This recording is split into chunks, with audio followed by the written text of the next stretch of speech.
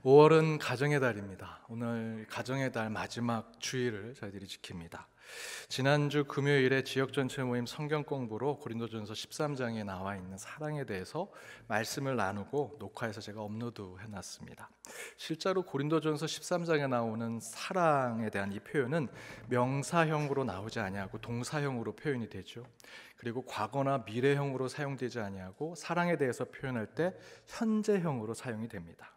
그러니까 4절을 보면 사랑은 오래 참음이다 라고 하지 않습니다. 사랑은 온유했습니다. 사랑은 시기하지 않을 것입니다 라는 식으로 명사형으로 또는 과거나 미래형으로 쓰지 않습니다. 4절의 말씀은 사랑은 오래 참고 사랑은 온유하며 시기하지 않습니다 라는 식으로 동사형으로 그리고 또한 현재형으로 사용되죠. 가끔 우리 부모님들이 아이들에게 아빠가 좋아, 엄마가 좋아? 라고 묻습니다. 저희 자녀들 어렸을 때는 이 질문하면 아이들이 정신적 충격을 받는다죠. 엄마 아빠 다 좋아하는데 그 질문에 누구를 고를 수 없으니까 마음의 충격을 받는다고 해서 질문을 잘 하지 않습니다. 근데 저희 집 있는 애들은 이제 다 커서 제가 질문합니다. 너 아빠가 좋아, 엄마가 좋아? 그러면 이제 제가 충격을 받습니다. 애들이 너무 명확하게 대답합니다. 엄마가 좋다고. 저는 그럼 생각해 봅니다. 왜 애들이 엄마를 좋아할까? 나도 잘해주는데. 생각해 보니 이렇습니다. 엄마는 손과 발로 사랑을 동사로 표현합니다. 근데 아빠는 머리와 입으로 사랑을 명사로 표현하는 거죠. 그러니 아이들은 명사로 사랑하는 아빠보다 손과 발을 이용해서 함께 동사로 함께 움직이고 손과 발로 풀어서 무언가 서술어로 표현하는 그 엄마의 사랑에 더 감동을 받는 것입니다. 여러분, 사랑은 동사이고요, 사랑은 현재형입니다. 오늘 가정의 달 마지막 주일입니다. 다 하지 못한 사랑이 있다면 손과 발을 움직이는 동사의 사랑을 누군가에게 전하시는 저와 여러분이 되기를 주님의 이름으로 축복합니다. 우리 옆에 있는 분들과 함께 이렇게 인사 나누겠습니다. 사랑합니다. 사랑합니다. 사랑합니다. 딱 한마디 저희들이 인사하니까 오늘 인사말이 짧죠. 그래도 여러분 다 눈빛으로 인사하시는 것 같습니다. 항상 사랑을 나누시는 저와 여러분 되기를 바랍니다. 마태복음의 말씀 72번째 화해와 용서라는 제목으로 함께 말씀을 나눠보고자 합니다. 오늘 본문의 말씀만 따로 보면 주제가 명확하게 나옵니다. 오늘 본문의 예화를 제가 풀어서 다시 설명드리지 않아도 이미 그 예화 그냥 읽으신 대로 성경 봉독한 거 있는 대로 그 예화의 주제를 쉽게 파악할 수 있지요. 용서와 화해라는 것입니다. 21절에 베드로가 주님, 형제가 내게 범죄를 하면 제가 몇 번 용서해야 됩니까? 율법에 따르면 7번 용서하라고 하는데 그렇게 하면 되겠습니까? 라고 묻죠. 그러자 예수님께서 22절에서 이렇게 얘기하십니다. 우리 22절 말씀을 함께 읽겠습니다. 예수께서 이르시되 내게 이르노니 7번뿐 아니라 7번을 70번까지라도 할지니라. 율법에서 7번 용서하라고 명령했는데 그럼 7번만 해도 되는가? 라고 하는 베드로의 질문에 예수님께서 그 7번을 70번이라도 해야 된다. 여러분, 이스라엘 백성들의 숫자에 굉장히 민감합니다. 7이라고 하는 숫자는 완전수입니다. 율법에서 7번 용서하라는 것은 완전히 용서하라는 거죠.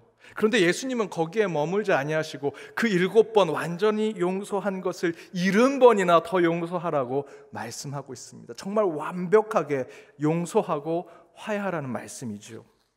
그러면서 23절 이하에서 예수님께서 우리 함께 성경 봉독했던 그 말씀의 비유를 하십니다. 그런데 그 앞부분에 23절에서 그 비유를 이야기하면서 어떻게 얘기를 시작하시느냐? 그러므로 천국은 그 종들과 결산하려 하던 어떤 임금과 같다라고 말씀하십니다. 곧 지금의 이 말씀은 천국에 대한 말씀을 하고 있는 것이다 라는 거죠. 화해와 용서는 천국에 가는 자들이 꼭 필요한 우리의 모습이라는 것입니다. 더 확장해서 말씀드리면 현재 우리 마태복음 18장 전체의 말씀은 처음부터 마지막까지 계속해서 천국에 대한 단계를 보여주고 있습니다. 1절에서 7절 말씀에 보면 천국에서 누가 큰 자냐? 어린아이와 같은 마음을 가진 자, 그들이 큰 자라고 말씀하셨죠. 8절에서 14절까지는 누가 천국에 갈 수 있는가? 지극히 작은 자를 주님 대하듯 하는 자들이 천국에 간다라고 말씀드렸습니다. 그리고 15절에서 20절에는 지지난주 설교의 말씀대로 어린아이와 같은 자, 그 마음을 가진 자, 그리고 지극히 작은 자를 하나님 대하듯 하는 자들, 그들일지라도 그들 모두가 죄인이다라고 이야기하죠. 우리 모두는 죄인인데 그런 죄와 잘못을 품고 어떻게 천국에 갈 수 있겠느냐라고 하는 질문에 대해 15절에서 20절 말씀까지 세 단계를 통해 우리의 죄와 잘못, 여러분의 삶의 문제들을 해결해 나갈 때 그것이 천국의 삶이 된다라고 말씀을 드렸습니다.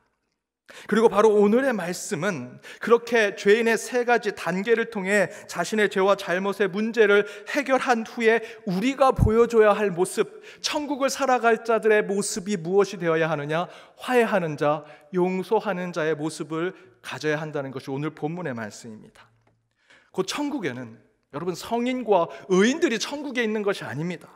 죄인이었으나 화해하고 용서를 받은 자들이 있는 곳이 천국에 있다라는 것이 오늘 본문의 말씀이죠.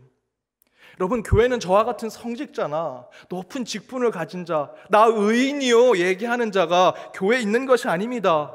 저와 여러분 모두 죄인이었으나 하나님께 부름을 받고 중생하고 거듭나서 여전히 죄인이지만 주님께서 우리를 거룩한 백성이라고 불러주신 것의 성도로 이곳에 와 있는 것이죠. 여러분, 교회는 불받은 성령 받은 사람들이 있는 곳이 아닙니다.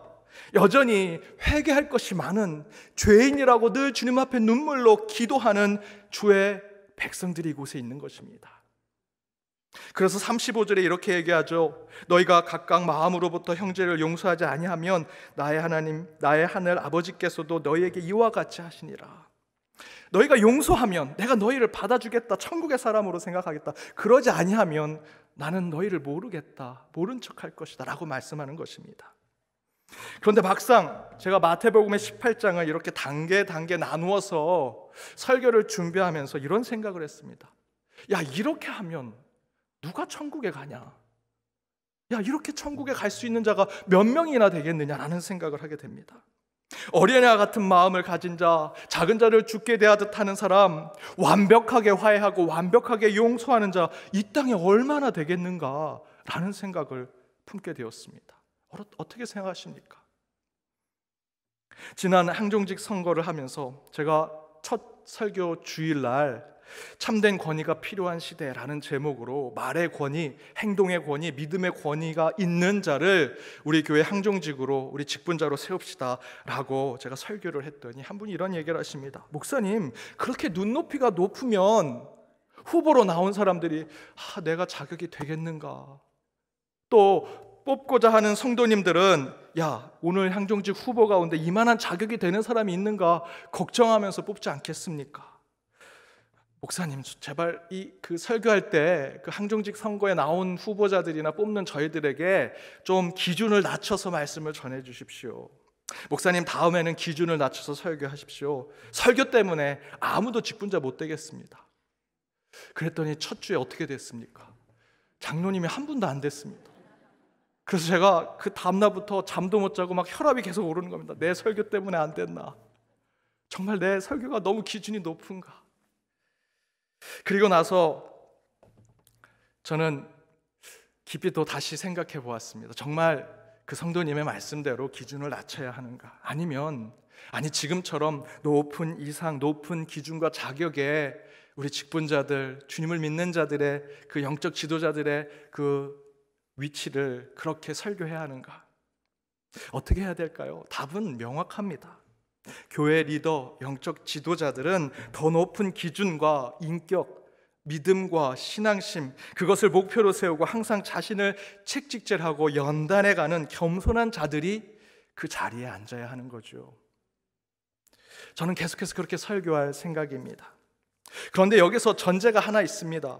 높은 이상적인 기준을 품고 지도자가 된다는 것은 이미 성인이고 이미 의인이 된 사람을 뽑는 것이 아니라 여전히 부족하고 모자란 것이 많고 여전히 말의 권위, 행동의 권위, 믿음의 권위가 충분하지 않지만 그런 부족하고 모자란 것에 대해 항상 겸손하고 낮은 자로서 사명을 감당하고자 하는 교회 지도자들을 우리는 뽑고 우리가 또 그런 영적인 리더들이 돼야 되는 거죠. 정리해서 말씀드리면 나는 여전히 그 높은 이상과 같은 그런 하나님의 백성의 기준엔 올라가지 못합니다. 그러나 하나님과 성도들이 저를 뽑아준다면 늘 그런 영적 이상과 높은 목표를 마음에 품고 그곳을 향해 가는 지도자가 되겠습니다라고 생각하는 겸손한 마음을 가진 그런 분들을 우리는 일꾼으로 세워야 합니다. 이처럼 오늘 본문의 주제도 이와 비슷한 의도를 가지고 있습니다. 천국에 가려면, 주님 품에 가려면 우리는 죄와 잘못을 해결하고 화해하는 자, 용서하는 자, 회개하는 자가 되어 하나님께 인정을 받고 천국에 가는 것인데, 우리 인간이 진정으로 완벽한 회개, 완전한 용서를 할 수 있는 자들인가 생각해 봐야 한다는 것이죠. 예수님은 7번을 70번씩 용서해야 하나님도 우리를 그렇게 용서해 주신다고 말씀하고 계십니다. 그렇게 하셨지만 여러분, 그런 사람이 이 땅에, 아니 멀리 볼 필요도 없습니다. 우리 교회 안에 얼마나 될까? 사실 그것은 그렇게 해야 한다라고 하는 율법이나 종교적인 명령이 아니라는 것입니다. 이런 예수님의 말씀은 제가 지난 항종직 선거에서 첫 주일 설교했던 것과 같은 의도를 가진 말씀입니다. 곧 천국의 큰 자, 천국에 갈 수 있는 자는 저 높은 영적인 이상과 그 자격의 목표와 그 방향성을 가지고 주님 오실 때까지 나 스스로를 책짓질하면서 연단하면서 겸손하게 그러한 신앙의 삶을 살겠습니다 라는 자가 천국의 큰 자가 될 수 있는 것이고, 우리 교회의 일꾼이 될 수 있는 것이고, 영적인 지도자가 될 수 있다라는 것입니다. 화해와 용서, 천국에 가기 위해서 꼭 필요한 것이지요. 35절의 말씀에서는 우리가 이 땅에서 얼마나 화해하고 얼마나 용서했는가에 따라 하나님도 우리를 그렇게 화해로, 용서를 이끌어 주신다 말씀하십니다. 그러나 여기서 중요한 것은 그 화해와 용서하고자 했던 그 삶, 높은 영적인 이상, 그 위치에 있는 것이 아니라 그곳을 향해 가고자 하는 그 마음, 그 신앙의 여정이 더 중요하다는 말씀입니다. 왜? 저와 여러분은 완벽한 화해, 완전한 용서를 할 수 없는 인간이기 때문이죠. 그래서 그렇게 살고자 하는 삶의 모습, 그런 겸손한 태도가 그리스도인의 신앙인 것입니다. 임종을 앞둔 성도님들 가운데 많지는 않지만 가끔 임종을 앞두고 목회자인 성직자를 따로 1대1로 만나기를 원하시는 분들이 계십니다. 저도 몇 번 그런 적이 있습니다. 그런데 하나같이 그분들이 임종을 앞두고 목회자를 따로 1대1로 만날 때 그분들이 하시는 말씀은 생전에 자신이 용서하지 못한 사람, 화해하지 못한 사람들과의 관계 회복에 대해서 안타까움과 마음 아픈 이야기를 보통 나누십니다. 기도해달라고 하시지요. 제가 들었던 얘기는 아버지를 평생 용서하지 못하고 아들인 본인이 먼저 임종을 앞두게 된 분이 계셨습니다. 그런데 그 아버지가 치매에 걸리셨습니다. 아버지랑 용서를 하고 싶은데, 목사님, 아버지가 치매에 걸려서 내 얘기를 못 알아들어요. 내가 용서를 구하는데 그 고백을 알아듣지 못해요. 어떻게 용서할 수 있겠습니까? 아버지랑 어떻게 화해할 수 있겠습니까? 라는 것이었습니다. 언니를 그렇게 미워했는데 언니가 먼저 천국에 갔습니다. 그런데 그 언니가 생전에 임종 직전에 자신에게 화해의 손을 내밀었는데 저는 언니가 너무 미워서 그 손을 잡지 않았습니다. 그런데 이제 제가 천국에 가게 생겼습니다. 하늘나라에서 그 언니를 어떻게 볼 수 있겠습니까? 제가 천국에 갈 수 있겠습니까? 라는 이야기를 함께 나눴던 기억이 납니다. 여러분, 이처럼 화해와 용서는요, 결코 쉽지 않습니다. 인간이 완벽하게 할 수 없습니다.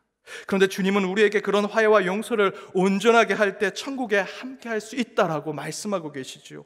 그래서 사실 이 말씀은 완벽한 화해, 완전한 용서가 이루어져야 천국이 보장된다라는 그 말씀이라기보다는 천국을 향해 더 높은 그 이상과 그 목표를 가지고 늘 연단하며 훈련하며 살아가라는 말씀입니다.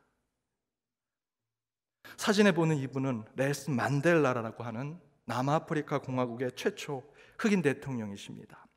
인종차별이 매우 심했던 남아프리카 공화국에서 반인종차별 운동을 하셨던 분이시죠. 그렇게 운동을 하다가 1964년에 국가 반역죄로 종신형을 받아서 감옥살이를 하게 됩니다. 하지만 변화된 세상 가운데 1990년에 27년간의 수감 생활을 마치고 석방에서 나오죠. 그리고 세계 곳곳을 돌아다니면서 인종차별 종식을 위한 범세계적인 운동을 펼치십니다. 그래서 석방된 후에 3년 만에 노벨 평화상을 받고요, 1년 후에는 남아프리카 공화국의 대통령이 됩니다. 평생 차별과 분리 정책을 반대하면서 평화와 화합, 화해와 용서의 운동을 펼친 분이십니다. 인종차별하는 백인들 때문에 30년간 억울한 옥살이를 했는데 이 만델라는 출감 후에 그들을 용서하고 또 그들과 화해하면서 남아프리카 공화국을 평화와 화해의 나라로 만들었죠. 모두가 이 넬슨 만델라를 이야기하면 화해와 용서의 심볼로, 상징으로 생각합니다. 그런데요, 넬슨 만델라는 백인의 인종차별로 30년 가까이 감옥살이를 살다가 나와서 복수 대신에 화해와 용서를 외치며 수많은 사람들에게 존경을 받았는데요, 그렇게 자기를 죽일 듯 미워했던 백인들과는 용서를 했는데 실제로 이 넬슨 만델라는 반평생 함께 산 자네 아내하고는 감옥에서 나온 후에 바로 이혼했습니다. 아이러니하죠. 인종 간의 화해와 용서를 위해서는 감옥까지 가면서 뜻을 이루었는데 부부간의 화해와 용서는 끝내 이루지 못해서 갈라섰던 분이 바로 넬슨 만델라입니다. 누가 그러더라고요. 인종, 민족, 이념, 나라, 종교까지 다른 모든 걸 화합할 수 있다고 얘기합니다. 그런데 부부가 갈라지면 하나님도 할 수 없다고. 어느 화장실 벽에 이런 글귀가 쓰여져 있습니다. 남자가 살다가 너무 힘이 들 때면 지갑에서 와이프 사진을 꺼내 본다고 합니다. 내가 이 사람과도 살고 있는데 이 세상에 못할 일이 뭐가 있을까? 여자가 살다가 힘들 때면 지갑에 있는 남편 사진을 꺼내 보면서 이렇게 말한다고 합니다. 내가 이 인간 사람 만들었는데 세상 못할 일이 뭐가 있느냐? 다들 공감하시는 표정이십니다. 거대 담론에 대해서, 큰 세상의 문제에 대해서는 통합하고 화합하고 함께하자, 용서하고 화해하자 말 잘하죠. 그렇게 잘할 수 있는 것처럼 얘기합니다. 통일에 대해 문제에 대해서 얼마나 정치인들 얘기합니다. 곧 통일이 될 것 같습니다. 종교 지도자들도 곳곳에서 종교 화합에 대해서 외칩니다. 세상의 어떤 문제들, 우리 나라 안에 있는 여러 문제들에 대해서 우리 화해하자, 용서하자, 그것은 잘할지 모르지만 정작 그렇게 외친 사람들이 자기의 가족, 자기의 이웃들, 주변에 가까이 있는 사람들과는 제대로 화해하지 못하고 용서하지 못한 일들이 너무나 많습니다. 여러분 어떠십니까? 그럼에도 불구하고 우리는 참으로 힘들고 어렵지만 화해와 용서의 신앙의 삶을 반드시 우리 신앙 가운데 살아내야 합니다. 우리가 남을 용서한 만큼 하나님도 우리를 용서하실 것이고, 남과 손을 잡고 화해하는 만큼 하나님도 우리와 화해를 이루시겠다고 말씀해주고 계시죠. 그렇기 때문에 우리는 반드시 우리의 신앙 속에서 화해와 용서를 이루어내야 합니다. 따라서 우리는 신앙 가운데 화해와 용서에 대한 하나님의 방법을 찾아내야 하죠. 앞에서 말씀드렸던 대로 완벽한 화해, 완벽한 용서는 있을 수 없습니다. 저 높은 이상과 저 높은 그 하나님의 뜻 가운데 저희들 그곳을 가는 삶의 여정, 신앙의 여정 가운데 어떻게 화해하고 어떻게 용서의 신앙의 삶을 살지, 그 신앙의 삶을 살기 위해서 우리는 때로는 그 단계를 찾아갈 필요가 있습니다.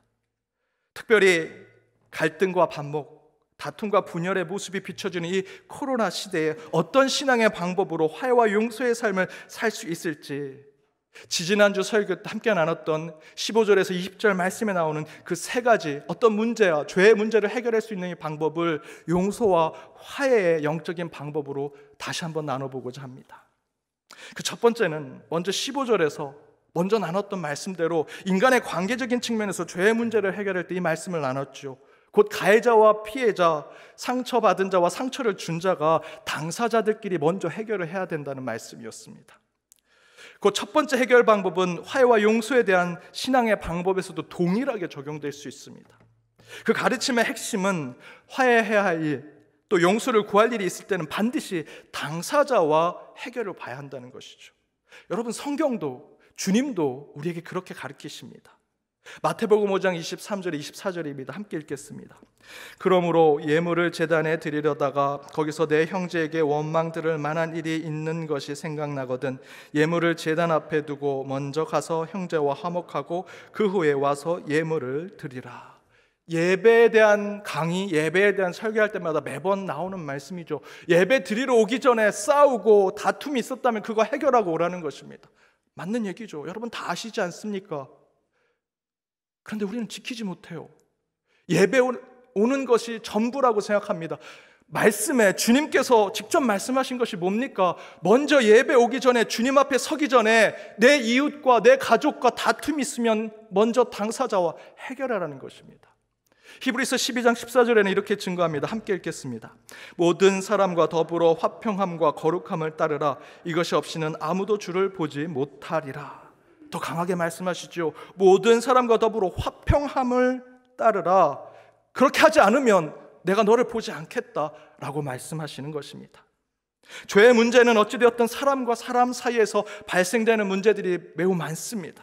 그렇다면 우리는 그 문제를 해결하는 것, 곧 화해와 용서를 구하고자 한다면, 하나님, 제가 누군가에게 상처를 줬습니다. 아픔을 줬습니다. 저 용서해 주세요 라고 하는 것 이전에 먼저 내가 상처 주고 아픔 준 그 사람과 화해를 이루라는 것입니다.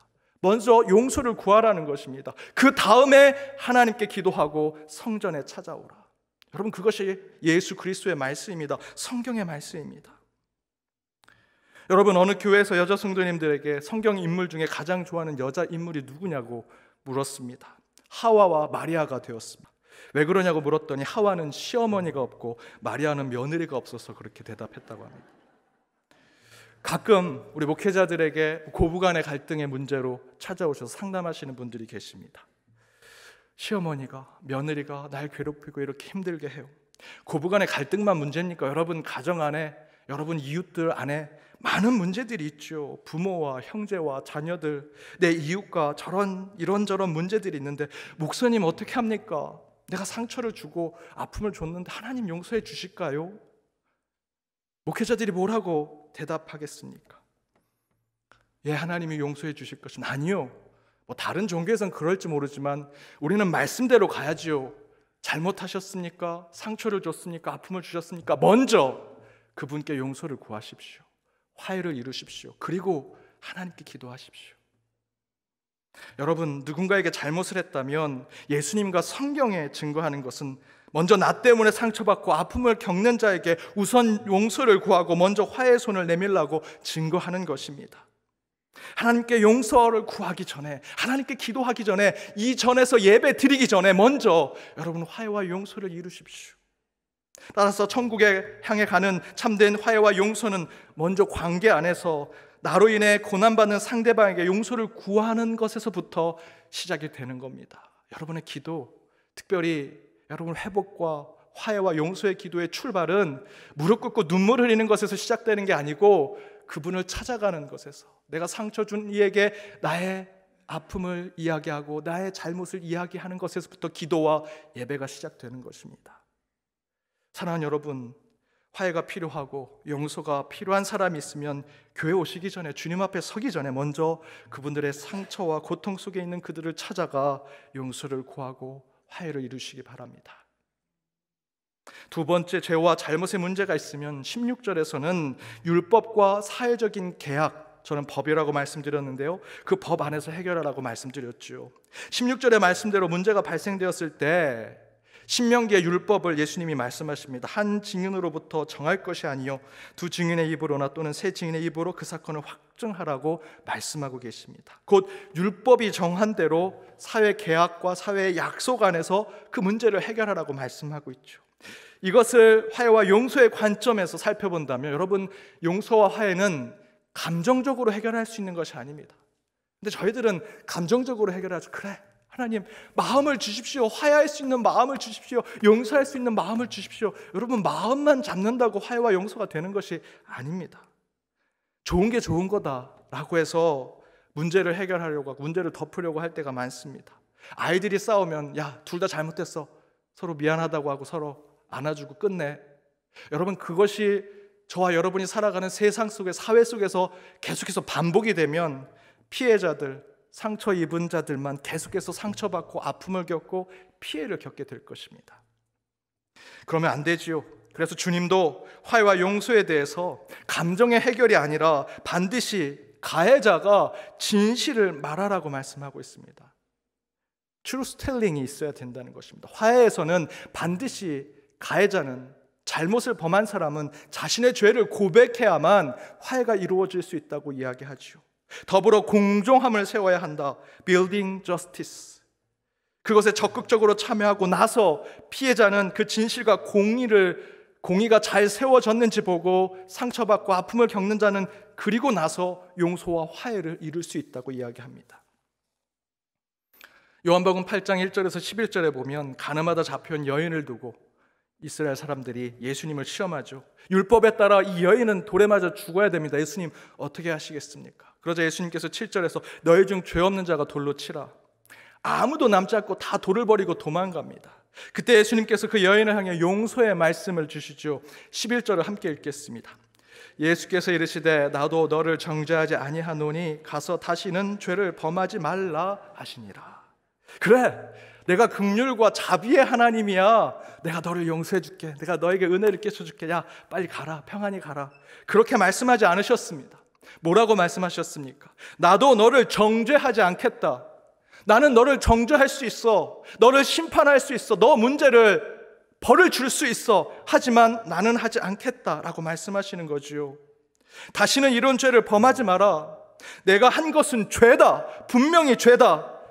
그러니 회개하고 다시 그 일을 하지 않으면 너는 화해와 용서의 삶을 살 수 있을 것이다. 예수님은 가늠한 여인에게 긍휼과 자비만을 말씀하신 것이 아닙니다.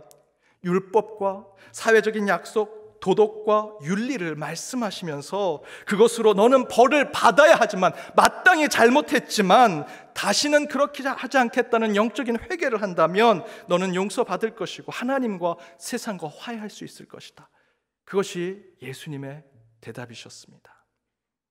여러분, 이처럼 화해와 용서는 무한한 감정의 소모만으로 이루어지는 것이 아닙니다. 반드시 법과 약속, 도덕과 윤리, 하나님의 법에 따라 진실과 공의가 전제가 될 때 진정한 화해와 용서가 이루어지는 것입니다. 따라서 우리 기독교에서의 화해는, 기독교에서의 용서는 반드시 정의가 기반이 되어야 합니다. 저스티스가 있어야 합니다. 마지막 세 번째, 화해와 용서는 17절 말씀의 근거대로 교회에서 이루어진다는 것입니다. 교회에서. 성경적 화해와 용서는 먼저 상처 준 이를 먼저 찾아가서 용서를 구한 후에 하나님께 기도하라고 이야기하죠. 바로 앞에서 살펴본 대로 두 번째는 상처 준 가해자는 반드시 진실과 정의를 고백하고 그 약속 가운데 화해를 이룰 수 있다고 말씀하고 있습니다. 마지막, 바로 그 다음에 나와 있는 용서와 화해는 제3의 공간, 제 삶의 정체성을 가진 새로운 사람들이 화해를 이룰 수 있다는 것입니다. 17절에서 바로 그 장소를 교회로 얘기하고 있습니다. 다른 곳에 얘기하지 않습니다. 교회가 화해와 용서를 이룰 수 있는 곳이다. 고린도서 5장 17절에서는 이렇게 얘기합니다. 함께 읽겠습니다. 그런즉 누구든지 그리스도 안에 있으면 새로운 피조물이라. 이전 것은 지나갔으니 보라 새 것이 되었도다. 좌우와 위와 아래 모든 것에 하나로 하나님께서 화합하시고 화해시키신 그 십자가, 예수 그리스도의 십자가 안에 있는 자들은 새로운 피조물이라. 새로운 정체성을 우리에게 보여주고 계시죠. 바로 이것처럼 새로운 피조물이라는 새로운 정체성을 통해 화해와 용서를 이룰 수 있다는 것입니다. 곧 화해와 용서를 위해서 우리 그리스도인들은 가해자든 피해자든 상처를 준 사람이든 상처를 받은 사람이든 모든 새로운 공간에서 새로운 정체성을 가지고 주님이 주신 천국의 화해와 용서를 이룰 수 있다는 것이죠. 마태복음 18장에서는 그 새로운 공간을 교회로 이야기하고 있고요. 고린도후서 5장에서는 새로운 정체성을 새로운 피조물, 뉴 크리에이션, 새 것이 된 것으로 설명하고 있습니다. 계속해서 말씀드리지만 코로나 이후로 사람들 간의 관계가 소원해졌죠. 불편해진 만남들이 많습니다. 세상에 대해 부정적인 생각도 많아지고 때로는 영적으로 하나님과의 관계도 어긋난 분들도 꽤 많으십니다. 등등 우리는 포스트 코로나 시대에 이 복합적인 이 어그러지고 망가진 관계를 화해시키고 용서하고 다시 하나로 만드는 그러한 영성이 필요한 시대가 곧 다가올 것입니다. 교회는 갈등의 양쪽을 모을 수 있는 주님이 약속해 주신 유일한 화해가 이루어질 수 있는 창조적인 공간입니다. 여러분, 교회를 보십시오. 지금 요 동일한 시간에 우리 교육관에서 곳곳에서 우리 갓난 아이부터 우리 주일학교 자녀들이 예배를 드리고 있고 저희도 함께 예배를 드리고 있습니다. 여러분, 산악회라는 동호회 가보십시오. 골프 치는 모임에 가보십시오. 어린 아이에서부터 나이든 다 계십니까? 아니요. 자기들끼리 모입니다. 애들 오면 야 애들은 가라. 너 그거 못하면 오지도 마. 자기들끼리만 뭉치는 게 이제 세상이 되었습니다. 자기들이 즐기고 자기들이 좋아하는 것, 관심이 있는 사람들끼리 모으는 것이 세상의 공동체, 세상의 모임이 되었죠. 교회는요, 여전히 모든 세대가 모입니다. 다른 지역에 있는 분들, 경상도, 전라도 두 개만 하면 충청도 분이 불편해 하시겠죠. 충청도 여러의 생각들, 학력도 틀리고요, 경제적인 계층도 틀리지만 우리는 함께 모일 수 있습니다. 화합하고 화해하고 용서를 할 수 있는 하나님이 약속해 주신 창조적인 새로운 공간이기 때문입니다. 또한 우리 그리스도인들은 예수 천당 불신 지옥만 외치는 그러한 이전의 모습이 아니라 이젠 새로운 시대, 새로운 소망을 가진 새로운 정체성의 존재로 나아가야 됩니다.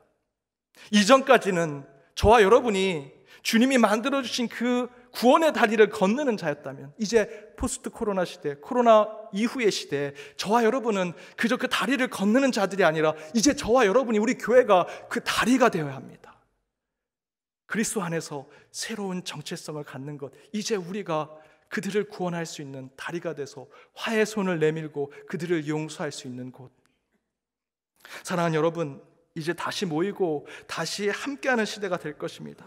그때 필요한 것은 상처난 서로의 마음을 위로하고 감싸주고 용서하는 것입니다. 저와 여러분, 예수 그리스도의 십자가와 주님의 그 보혈로 은혜 받은 자고요, 덤으로 사는 인생들입니다. 화해해야 되고요, 용서해야 합니다. 주님께 그렇게 받았기 때문에. 오늘 본문의 말씀에서는 너희들이 용서하고 화해하면 내가 받아주겠다라고 말씀하시지만, 사실은 그 전제는 뭡니까? 이미 저와 여러분이 주님으로부터 용서를 받았고요, 한없는 화해의 손길을 받은 자들입니다. 그렇다면 이제 세상을 향해 그 용서의 손, 화해의 손을 내밀어 저와 여러분이, 그리고 연동교회가 새로운 시대에 더욱더 하나님 나라를 만들어가는 우리 모두가 되기를 주님의 이름으로 축복합니다. 함께 기도하시겠습니다. 화해자이신 하나님, 주님의 말씀을 사모하여 모인 백성들을 주여 기억하여 주옵시고 그들에게 복과 은혜의 말씀을 허락하여 주옵소서. 오늘 선포된 말씀을 통해 용서와 화해가 필요한 시대를 준비하게 하시고 그런 화해와 용서의 말씀으로 모든 것을 이루게 하여 주옵소서. 하나님께 나서기 전 용서를 구할 자가 있는지 찾게 하여 주옵시고 감정에 치우친 용서가 아니라 진실과 공의를 기초로 세운 화해를 이루게 하시며 새로운 공간, 새로운 정체성으로 새로운 시대의 화해와 용서의 세상을 이끄는 우리 교회, 우리의 신앙의 삶이 되게 하여 주옵소서. 먼저 내가 용서하고, 먼저 내가 회개하며, 먼저 내가 화해할 이들을 신앙 가운데 찾아가는 참된 하나님의 뜻을 이루는 저희의 한 주의 삶이 되게 하여 주옵소서. 이 모든 간구 예수 그리스도 이름으로 기도드립니다. 아멘.